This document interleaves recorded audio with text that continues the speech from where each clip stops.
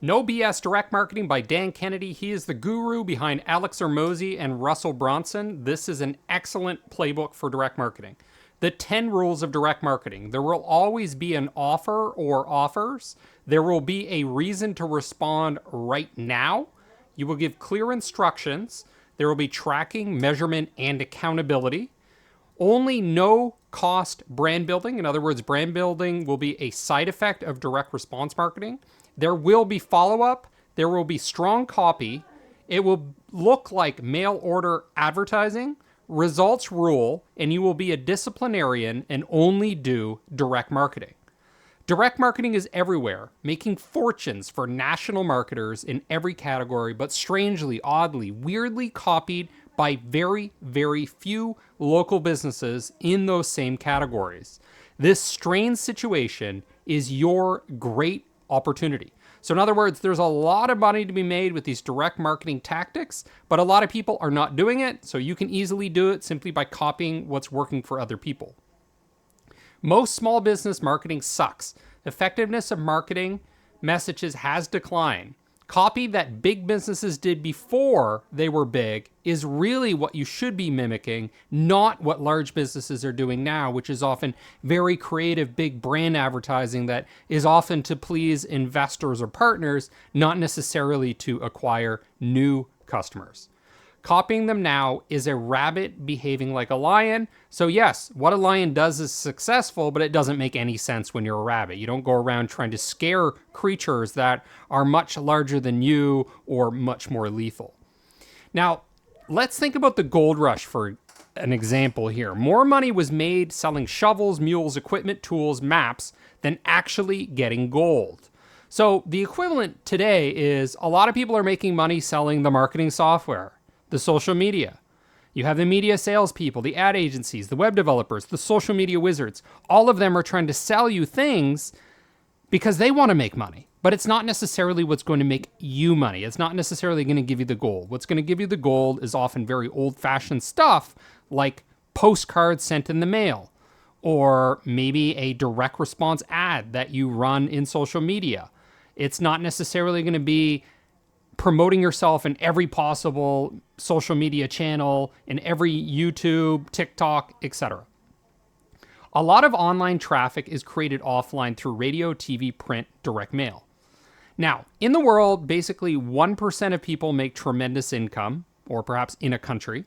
4% do very well. 15% earn a good living. 60% stall and struggle. And 20% fail. So the lesson here is that the majority of your peers are doing marketing that fails. So copying them, getting advice from them is not the right formula to use. The majority is wrong about anything to do with money. Most of what you see in marketing is done by people who don't know what they're doing. And the other thing to note is that new media doesn't necessarily mean new marketing. So just because I can take a direct response ad from a postcard and put it on Facebook or TikTok doesn't mean that I'm doing a new type of marketing. I'm just putting it into a new channel. Now, what does profitable marketing look like? It means you spend $1 and get $2 or $20 fast. His advice here is do not spend $1 that does not directly and quickly bring back $2 or $20. So it's a very simple rule. Do profitable marketing. And to do that, you want to give people an offer they can't refuse. And you want to ask somebody to do something specific. So for example, use a particular promo code, or when they're listening to the podcast or radio show, use the show's host name when responding so that you're able to track where those sales came from. You can offer a gift with a visit to your showroom, or a visit to your store, or a gift with purchased, or a gift for referral. So for example, I've been in the market lately to buy a luxury backpack. This is a Mont Blanc backpack.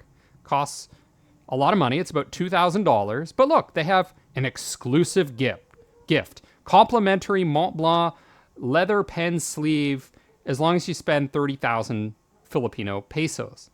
So even though the purchase is $2,000, and I don't know how much that pen sleeve is, let's say it's less than $100, even though it's really kind of pathetic, people love little gifts like that. I remember a really successful salesperson, he had an indoor pool, and I was asking him, how are you so successful? And he said, I gave away gifts, often tiny gifts, just little pens, because people love little things. And this little gift might compel me to order this from this particular department store instead of anywhere else, just because I get that tiny little gift. Even if it only costs $5 for them to manufacture, it's effective. Gifts are effective. Here's an example of a postcard. Dear Paul, happy birthday from all of us at the Columbia Arts Academy.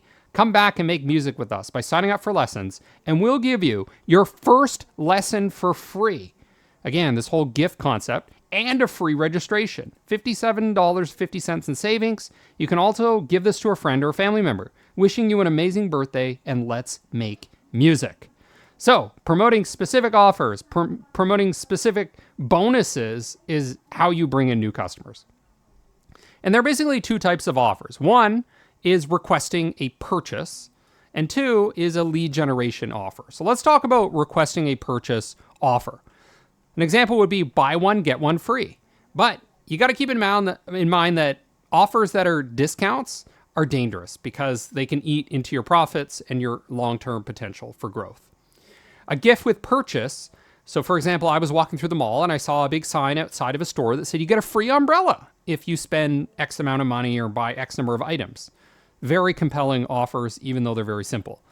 You want to have a hard deadline. So to get the early bird pricing, you have to buy by October 1st. Only responded to by people who are able to buy right now. So that's the limitation of only promoting an offer to people to get them to buy, is that it's not going to appeal to most people because most people don't want to buy now or this week or next week. So we'll talk later about how we are able to market to those other people, the majority people. And they fail to identify people who are likely to buy in your category in the near future because you're just sort of getting the very bottom of the funnel there. Here's an example. The Columbia Arts Academy is ready to help you rock it for back to school. Sign up for music lessons and get a free $75 back to school supplies pack. Items include pencils, pens, ruler, glue sticks, colored pencils, crayons, and markers, including $25 retail certificate to use for music supplies at Irish School and Columbia Arts Academy tote bag, plus a music notebook for your instrument. It's easy to get yours. Fill out this brief form and mention back to school. Go to www.whatever, call, text this phone number, and we'll take care of the rest. Click here to get yours. Offers expires 8/31/2023 while supplies last. For new students only, and then you have a picture of the supplies. So what is it? It's a big offer. It's a package of things that people are going to want, and clear instructions on how they can get it, and with a deadline and a sense of urgency. Also created by the limitation of supplies and the limitation in terms of time. So there's like a double way of creating urgency here to get people, compel them to respond. Now, lead generation offers are showing interest in a certain subject matter and info for goods or services. So basically the purpose of these is to get people to raise their hands to say, yes, I'm interested in that particular problem or that particular subject that you're product or service happens to solve. And a huge mistake that I see with marketers these days is they try to maximize leads, but that's not really the goal. The goal of lead generation is more of a triage device. It's to identify who are good prospects, who have that problem.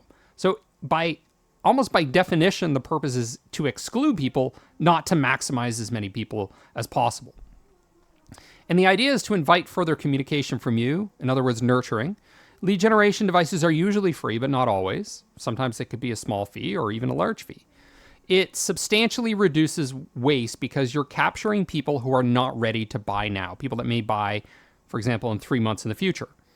And this is really how you're able to transition from just doing sales to marketing, because marketing is thinking longer term. It's thinking wider, reaching more people, not just the people that are ready to buy. Builds trust and allows you to develop customers through things like nurturing. For example, you could give a free info kit with brochures and DVD. You could have an in-home estimate for work, but that sort of thing is a bridge too far a lot of the time because people don't necessarily want you to come into their home if they're not ready to buy now. So often what you want to do is come up with a lead generation offer that is a little less forceful. So something like a PDF or maybe an online video instead of, hey, I'm going to come into your home and give you a quote. So what you do is you accumulate leads, you nurture them, you work them, you drip info on them, and you're able to maximize your market opportunity instead of with request purchase offers where you're not maximizing. You're really just capturing the people that are kind of on an impulse ready to buy right now, which may only be about 5% of the market or even less. So a lot of these people are actually going to purchase months or years after their first request for info for something like a music lesson, or maybe they download a buyer's guide that you're promoting. So don't expect them to buy immediately. Some might, but most won't. And the great thing about lead generation type marketing is you can really have it all. You can have immediate sales, but you can also have a bank of not yet ready customers who are going to buy in the future. So you don't have to sacrifice, really. Now, to do lead generation, you have to understand the difference between a low and a high threshold offer. So a high threshold offer is something like a free exam, a free seminar, a free estimate, a buy one, get one, or a free appetizer with the purchase of a meal. So these are high threshold. In other words, they appeal to people that kind of have a really strong need. They're probably about to buy, but that's not going to be most people. So think about having a low threshold offer. So something like free info, a book, a report, a DVD, a complete info kit, an ebook, an e-report, or a webinar. And again, I want to stress from my experience in marketing that when you create this content, don't just create content that is going to maximize the number of people downloading it. You want to create content that is an easy segue into what you sell. So for example, a webinar about lowering your taxes if your software helps people lower their taxes. That transition has to be clear. Otherwise, you're just in the business of promoting content rather than actually selling anything, which is not what you want. Use info-first marketing versus product-first marketing. So for example, free report, the 16 ways that will unlock the hidden profits in your music school, which is eventually going to segue into selling something about growing your music school. The Parent's Guide to Cyberbullying and Bullying, Raising Emotionally Strong Kids. Free guide, why you can't seem to get a good night's sleep. You are the target. Cybersecurity before it's too late. Stop thinking about the product you want to sell. Think about the questions, concerns, problems, desires you can first raise with your potential customers. Now, there is a hybrid approach. So most ads suppress response by presenting only a single reason to respond, and it's usually a high threshold offer, something like get a free consultation or come to our car lot and test drive our car, which is nice, but what about all the people that are not going to respond to that? So what you can do is you can also promote a low threshold offer, like best ways to relieve nagging back pain without surgery or drugs. Here's an example. For a free pre-need planning kit and special report, 19 financial and estate planning tips for responsible family leaders, visit www or call 1-800. It will be sent by mail, no cost, no obligation. So give multiple reasons to respond. Adding low threshold offers will not substantially reduce response to high threshold offers. Now, it might seem a bit counterintuitive, right? A lot of marketing lessons out there say, oh, you should just have one call to action. Just get people to do that one thing that you want them to do. But the fact is that, yeah, you want people to buy from you right now or to request a sales call, but most are not going to do that. So you want a mechanism to capture them as well so you can nurture them. Now, reason to respond right now. Lots of potential is lost to hesitation. People who maybe could have bought, but they don't because they don't feel like they need to now. They'll procrastinate. Even if it's in their own best interest, they will procrastinate. That's human nature. So to create urgency, you do things like limited supply, limit per household or per buyer, countdown clock, bonus or premium. If the product can't be limited, like it's digital and maybe you can't run out of stock, then the premium could be. It could be like, well, if you want to get the free pen, we only have 100. So respond now. Offer early bird discount, monthly installments tied to a deadline. Offer bonuses, entry into draws for prizes, backstage pass opportunities. Preferred settings, limited number of luncheon tickets available only to the first 50 customers, gift for the first X number of customers. So for example, I was recently promoting a course and I said the first 3 people to respond will get a free consultation with me. Info first, tied to impending crisis or imminent danger or some new opportunity that must be acted on quickly. For example, Act on AI or your competitors will surpass you quickly. Before you file your income taxes this year, you need these 7 facts about missed deductions and the special report, secret info into an onrushing impending event. People buy what they will not be able to get if they don't buy now. So things that are running out, especially low in stock. Live online webinars are an example. You can see the earliest buyer's comments. You have a ticket recording the purchase with a countdown clock that maybe says you can only buy it until this clock runs out, or you can only buy it at a certain price until the time runs out. Only 47 will be sold at this price, color, or with a bonus. Only 13 remain. This is the kind of copywriting you want to use. You can offer geographic exclusivity. So, for example, only one CPA in Pittsburgh can have it. Offer must force and compel the customer to move now. The goal is immediate response. And I also want to point out that you can get really creative with this. Even if you're selling luxury products, you can say things like, hey, enjoy free shipping, free express shipping until September 2nd. So that doesn't devalue your product. You don't necessarily have to lower your price with cheesy discounts. You can have urgency created through peripheral things like shipping or bonuses.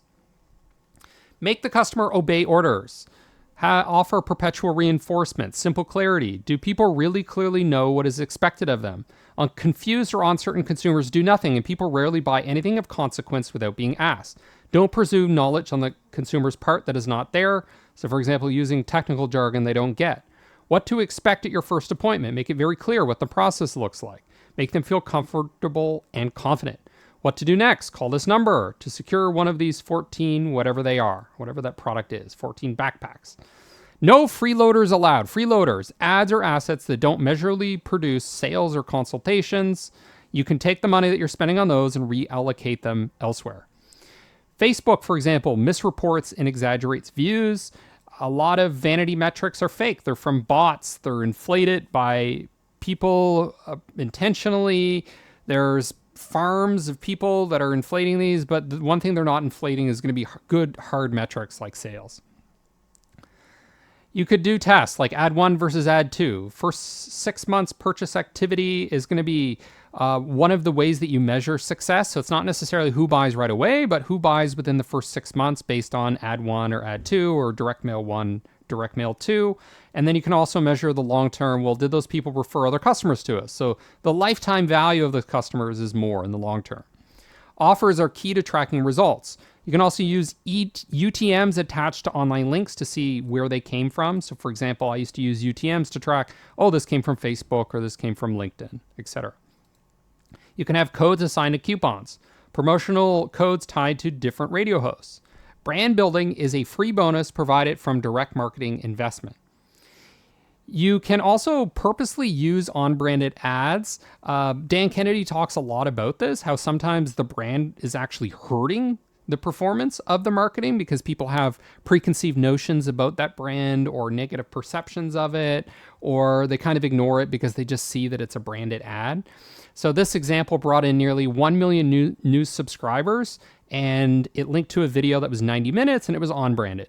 Warning to mutual fund investors. Expert predicts dramatic change in danger in the next 29 days. This info you must have that brokers don't want you to know. For free info in the Wall Street Secrets reports, call or go to blah, blah, blah. Focus on leads, customer sales and profits, not vanity metrics. Juice Man is an example of a product that grew from 0 to $75 million in 3.5 years. They sent out flyers selling juicers with recipes. They went on shows. They had an infomercial promoting free health seminars. And one of the keys to success here is changing your angle. So a lot of competitors at the time sold juicers as kitchen appliances, and they focused on features. But the Juice Man, what they did was they focused on pushing booklets, diets, weight loss, anti-aging. So things that the people emotionally cared about, not kind of the dry technical features of the product. Sonicare, another example, a product that I use. Nobody really cares about sonic technology. What they care about is things like ending gum disease or preventing gum disease. George Foreman Grill was originally a taco maker, But the feature that was originally used for the taco was eventually used to get rid of the fat from the product. So they started promoting it as knock out the fat. So it was a health device, not just an appliance.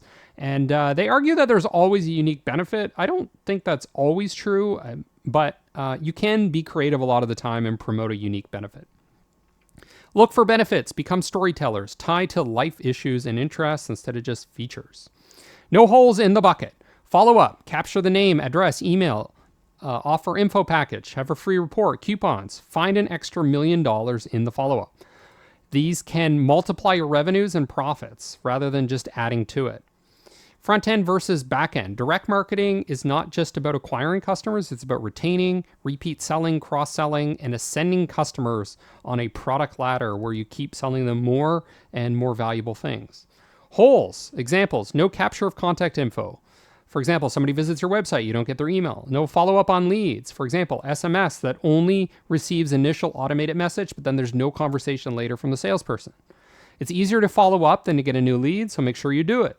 No follow-up on referrals. I told Billy about you, for example, as a referral. Well, get Billy's contact info and send a copy of your book to Billy with a note mentioning Betty along with an offer. Then more offers. Put on your newsletter list. Enroll him in your 6-week email course. So don't just passively sit by and wait for this referral. Act on it. Pounce on it. No immediate follow-up to new customers. So, for example, you can offer them a welcome gift. No prevention or rescue of lost customers. The number one reason customers leave is indifference by provider. Email plus direct mail can drive people to a specific landing page with a lead magnet or video sales letter. The viewing of that could target retargeting campaign and an email sequence and an outbound telemarketing call. No sales trigger.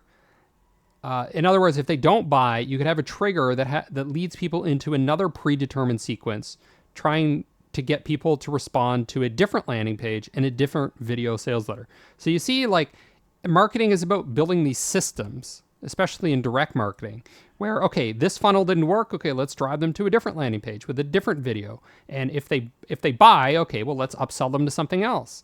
So, for example, he's talking about this campaign: 42 emails, 11 offline contacts, 2 online presentations, 21 phone calls, 14 SMS messages over 11 weeks. I know so many businesses where I write them and I just don't get a response, or I just get an automated response, or they just don't answer the question. I have a question. Is this made out of metal or plastic? No response. That's a lot of missed opportunity for these companies. If you build systems, you fill the holes. Whatever they didn't do or buy is presented to them again in the best way possible. So, for example, I'm running a test right now in the US where I sent out a letter to 100 people, and I'm also sending a postcard to those 100 people, and we'll see if basically the same message outperforms because it's delivered in a different way. Change the offer. So, for example, do it in installment payments instead of an upfront payment. Offer different bonuses. Shouting louder isn't enough. Dan Kennedy makes no less than $1 million a year to write copy that sells.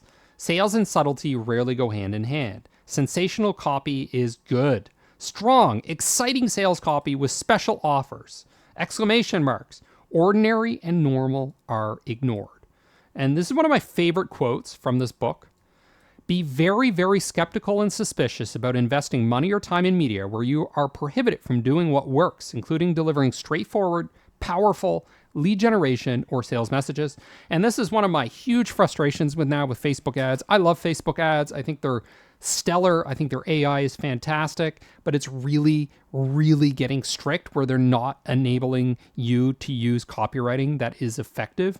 They label it as sensational, even if it's true, even if it's based on rock solid case studies. It's not in no way inflating real results. Facebook will not allow it. So that's the great thing about doing something like direct mail. You have a lot more creative freedom. 4 chief sales copy mistakes. Most great sales copy is written backwards, starting with the customer's interests, desires, frustrations, fears, thoughts, feelings, and experiences, and then journeying to a solution. Most ineffective copy starts with the company, the product, or the service. So start with the buyer and then segue into the product. Start with the bigger picture, the deeper meanings. Now, so here's an example. So this is one that's it's okay, but then the next one's better. Now you'll hit the ball off the tee, farther and straighter. But a more advanced copy would say, now you'll amaze your golf buddies. So you're getting at the hidden meaning of why people want to be good at golf. It's to impress people, or to be part of the group, or to feel like you're successful at something. So often there's a deeper meaning. So I'm marketing to some small SaaS founders lately, and I'm trying to think about what is it that they really want. Yes, they want more customers, they want more revenue for their business, but I think what they really want is they want to be tremendously successful. They want to feel like leaving their work, leaving the traditional work was worth it, that they can really build something that has a huge impact. Or for some people, maybe it's they haven't started a business yet and they just want to have that freedom and to feel like I can make just as much starting my own business and have freedom versus being a cog in the wheel in a corporation. So get at those underlying emotions. Number one mistake, writing about the company, features, guarantee, etc., instead of the psyche of the customer. Number two, writing factually instead of emotionally with enthusiasm and conversationally. 3, being timid or bland in your claim and promises. Now, a lot of people, they just think effective direct copywriting is too sensational, it's too cheesy, it's too uneducated. But it's what works. Even with educated buyers, it's what works. 4, not directing the prospect to do exactly what they're supposed to. Most small business people who have strong copy in their marketing learn to write that copy for themselves. So that shows how much of a high value skill this is. This isn't something you just pawn off on some intern. It's something that has a huge impact on your business. A lot of direct marketing is ugly on purpose. It should look like mail order ads. So for example, the top quarter of the ad is a headline and subheadline. The middle half is the presentation of the product or proposition, sometimes with testimonials. The bottom quarter is clear response instructions, often with a coupon. So this is a basic formula you can use. And we also have 2 alternatives. So alternative 1 is an advertorial, which is basically an ad that mimics an article that you might see in a magazine or newspaper. And alternative 2 is a letter from you to the reader, and it could be 4 pages, 8 pages, 16 pages, even 64 pages. No top, side, bottom panels offering a bunch of click options. Don't distract them. Have a focused sales presentation. Response, mail in a coupon, call a 1-800 number, go to a website. Only mail order ads sell and sell now. Selling free info, visiting a retail location, an exam or diagnostic call, viewing an online presentation, attending a webinar, or selling an actual product or service. These are the outcomes you want. That's what you're achieving. Ad. Here's a successful ad that ran, I think, for 2 decades or something. Your house, re-landscape for only $1,995. Just look at everything you get for this crazy low price. First of all, the consultation, the estimate, and the design are free. You won't pay a dime unless you hire me to do the actual work. I suggest you call me right now. Remember, there's no obligation. Here's an example of an advertorial. $1 million marketing lesson. Class is in session. The professor of harsh reality and grand opportunities here. My platinum member, Mike. And then he goes on with a story about Mike. He has built and run a successful farm. Money in the bank. You are in the money business, whether you believe that, acknowledge that, admit that, or not, you're in the business of making profit. Results matter. Run A/B tests. If a change boosts response, incorporate that change into the next version of your marketing asset. Test. You can test a bonus with purchase. You can test a book, a report, a CD about remedies. Be bold, aggressive, hypey. Violate industry norms. Don't copy. Don't be safe. Be bold. Stand out. Have a strict direct marketing diet. Stop or fix marketing that you know isn't working. Successful people do what is necessary to win. Follow hard, fast rules like giving people a reason to respond now and always including that in your direct marketing. Have the right message, the right market, and the right media. Most marketing is product-centric. It's vague. It's generic. Good marketing is customer-centric, focused, specific. Figure out who your prime target is. For example, twice divorced, long-haul truck drivers, accountants. And once you know who they are, you know where to find them in certain magazines, mailing lists, associations that are just for accountants. Who is the hungriest, the most eager, the most receptive? Dan Kennedy says, I make no attempt to be all-inclusive in what I write, say, or produce. So he might offend some people, but it doesn't matter because he makes him more appealing to the people that matter, the people that are most likely to buy from him.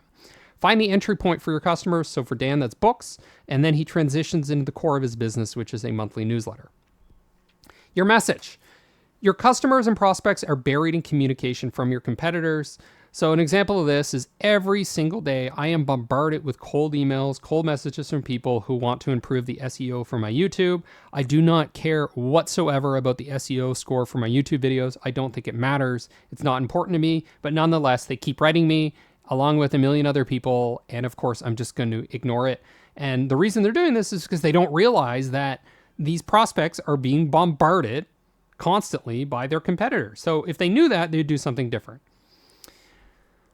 People are most interested in what interests them. People are most easily and quickly interested in information directly related to what interests them, especially information that promises fascinating secrets, solutions to problems, preventions for dire threats, promises of seductive benefits, or timely breaking news. To get response, offer information, free service, a gift. Most business people get poor results from their advertising and marketing because they either put out no bait, lousy bait, or the wrong bait for the critters they hope to attract. And I think that's one of the biggest things that I've realized with content marketing is people are just putting out content for the sake of maximizing leads or for the sake of generating views. But really it's more about what bait, what type of content, what type of premium is going to attract the right people that are going to buy. All right, online, people think they need to do everything. Facebook, TikTok, Instagram, etc. But offline, people don't think the same way. So you have to question, do I really need to be in all these channels? No, just find where it's effective and saturate that particular channel. If the media can't be used to deliver a direct response message, skip it. But some diversity of media can create stability in case, for example, your Facebook account gets banned, which is very common. Higher responses, how to increase your responses. People are more interested in themselves than anything, so focus on that. People want to be valued, respected, treated as important, and catered to. Each person believes himself, his business, his situation, his needs to be unique. Responsive to someone who recognizes his unique scenario, especially for those of you that are in consulting or coaching, recognize the person's unique scenario and verbalize that. You understand it. An example of a postcard campaign, appealing to septic contractors, 1,300% return on investment. Optometrists, 300% return on investment. In this case, each target gets a different postcard with customized headlines, customized examples, photos from that industry, testimonials that appeal to them specifically, and even a unique domain name. So, for example, the product service might be the exact same, but instead you just say this version is for optometrists, this one's for septic contractors. Suddenly, marketing becomes less uninteresting and ordinary and more tailored, more personalized. Here's an example. Good news, optometrist. You can save up to 37% on your professional liability insurance. Here's a testimonial with an optometrist with a photo. Call 1-800. Warning, HVAC contractors. If your insurance company didn't save you up to 37% last year, call me right now. A testimonial with a photo. Call 1-800. 24-hour instant online quote. Visit www. Others will be quickly disinterested in this ad. Why? Because you're calling out who the audience is in the headline, and that's fine because you're going to be promoting this in channels where HVAC contractors go. Another example of a good ad. No more pain. Do you suffer with degenerated or herniated discus in your back, neck or back? Are you looking to avoid surgery? Okay, here's the answer. Offline is better for evergreen campaigns. So this is where you don't have to constantly change things. So you write, for example, one fantastic direct mail letter and you just use it over and over and over. A printed book is one asset that Dan Kennedy recommends. It establishes your authority. Online is very good for identifying people who recently underwent some sort of trigger event that might get them to buy. So for example, becoming engaged, or maybe they moved and they are going to need new furniture or something like that. Remove assumptions and add clarity. Get clear on why a prospect should choose to work with you, what problem you solve, how you solve it. Confused minds don't buy. Some associate free consultation as a veiled sales call. Rename it as free double your production strategy session. Why you should drop everything to schedule this call. Don't assume knowledge on the customer's part. Existing customers are the easiest to sell to. Think of the next thing you can sell them. Get the right people raising their hands, not just anybody. So if you get anybody responding and they don't buy, that's the wrong lead magnet, and that's what most marketers do. They generate leads that never result in sales. Your lead magnet, and think carefully about this, is going to be a book, a special report, an audio, a video, a retirement income kit, or any number of different customized versions of these types of things. Break through the clutter by delivering in a bright, shiny envelope if you're doing direct mail. And think about ACE, authority, credibility, and expertise, and how to establish that. Conversion is a process, not just a sales call. So for example, the lead schedules an appointment for a conversation. They're immediately sent a shock and awe package via FedEx. Prepare the prospect for the meeting so they arrive already on a 7 to 10 on their readiness to buy spectrum. And then if they've already received the direct mail, they're going to be less skeptical when they get on the sales call and more likely to say yes and buy from you and not your competitor. Think about customers' emotional hot buttons, their worries and fears. Very little selling when there's a natural next step. So for example, you bought the book. Okay, now it's time to enroll in the course. That's just the natural next step so that you can start focusing on execution instead of theory. Control how the person feels about the progress you provide over time. So maybe even reminding them about their progress if you're a psychologist or consultant, something like that. Create marketing assets that keep working for you. And I think this is really the paradigm we're in with marketing these days is people think they just need to keep creating marketing assets. Another TikTok, another Instagram post, another YouTube video. But why don't you think about, okay, why don't we get one really good asset or a few really good ones that we can reuse over and over and over? In my history, for example, a good video ad on Facebook is something that is a worthwhile investment. It could be a sales letter, a lead magnet, a book, a campaign, an offer, a website, a webinar that you use over and over. A book is one of the best marketing assets. When you do a product launch, only about 1% to 3% of the traffic will purchase. But what about the other 97 to 99%? Well, one of the authors in this case, he decided to send those people, those non-buyers, 3 emails. And if they still didn't buy, he sent a different package of assets that included things like webinars. Now, let's think about marketing as a noun, which is not constantly creating content, but building assets that labor for you. Whereas today, people think of marketing as a verb, where it's just something they have to constantly do. It's kind of unproductive, really. Help prospects understand what a good buying decision looks like, so you can create something like a buyer's guide. You can offer a worry-free guarantee. The 4 stages to growing a continuously profitable dentist practice. 1, chaos. 2, growing. 3, performing. 4, self-managing. So you're educating somebody through your direct response marketing, and then you can segue into something like a consultation or whatever. Now, building a direct marketing machine, you're going to need lists. You're going to need strong sales copy and specific offers with deadlines. Great photos, top-notch engaging photos help a lot with improving direct marketing. Have a follow-up, have systems. One of the primary ways we obtain coaching clients is through free information offers.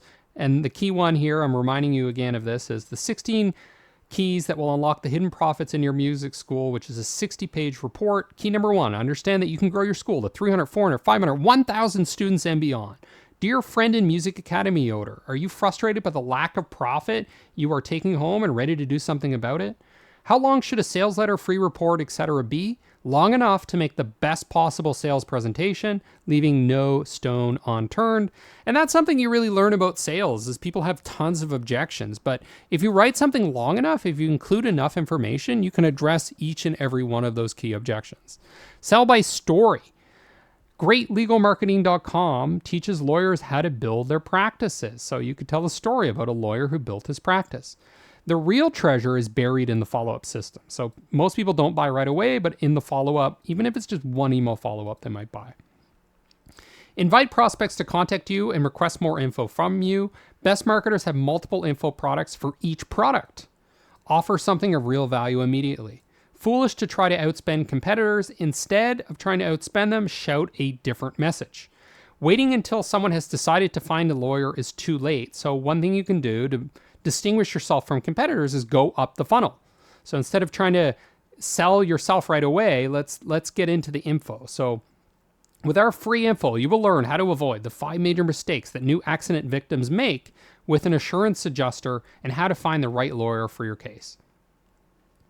Create marketing messages that speak to your prospects at their stage. Your competitors are too lazy to do this. So here's an example of the different stages in the buying process. They had an accident and no clue what to do next. So these people need certain information. Some clue, but want to settle the case themselves. They don't think they need to hire a lawyer. Realize they don't want to settle it themselves and want to hire a lawyer, but don't know how to choose one. They like this lawyer and want to fire the one they hired. They had a case before, but didn't get as much money as they could have because they had the wrong insurance, or they have a very specific question about some small part of the claims process. Don't rely solely on automated emails. Physical packages work and can break through the clutter. The best clients hire 3 to 12 months after first entering the funnel. Now, we're going to walk through an example of real estate marketing, which is one of the most common types of marketing that you see out there. But think about how this can apply to your industry if you're not in real estate. Now, the problem with real estate marketing is most of it is self-image ads, so pictures of the real estate agent. And that is really a focus on the agent when it should be on the customer or what's in it for them. Most real estate agents advertise themselves and specific houses. The only reason to advertise, however, is to get prospects to call you. So this person tested different USPs, unique selling propositions. So the winner was your home sold in 120 days or I'll buy it. So that's very, very different from, hey, Charles Fraser is selling this house. Here's a picture of Charles. That's basically personal brand marketing, but this is direct response marketing, much more effective in the short term. So what he did is he positioned himself as the guy who will buy your home if it doesn't sell. Image ads are completely inefficient. USP ads generate immediate and dramatic increase in sales, and they also generate awareness. This is the opinion of one of the writers in the book, not my opinion. The only reason to run an ad is to get prospects to contact you, not to sell the house in the ad, not and you can consider not advertising your listings, because if you can sell anything in the database of houses, why would you promote a specific house and give somebody a reason to say no? What you want to do is get people on the phone so that you can sell them what they need. Generate leads by offering something prospects want and make it easy and non-threatening to get it. This particular thing failed. It was promoting non-emotional property features in real estate. And really, it doesn't work because you want to strike an emotional chord with buyers.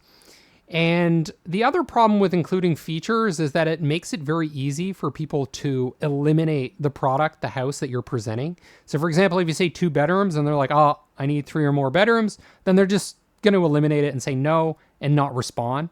I see the same mistake with people that write resumes is at the very beginning, they'll put their address and it's not the address of where the position is. And that's just an immediate reason to throw the resume in the garbage, a reason to say no.